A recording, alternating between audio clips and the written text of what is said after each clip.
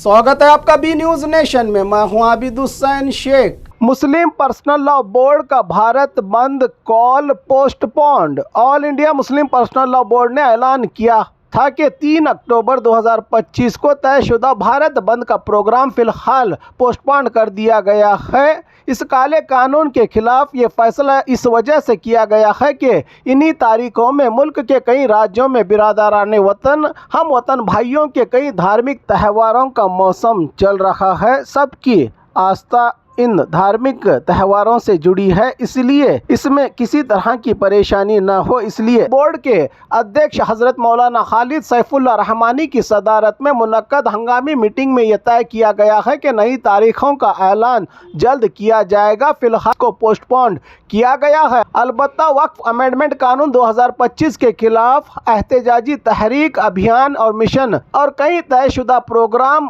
पहले की तरह जारी रहेंगे। Maulana Mohammad Fazlur Rahman Mujaddidi general secretary all India Muslim personal law board की ओर से ये ऐलान किया गया है। 3 अक्टूबर का मुस्लिम पर्सनल लॉ बोर्ड की ओर से ऐलान किया गया भारत बंद पोस्टपोन्ड। और खबरों के लिए देखते रहिए बी न्यूज नेशन।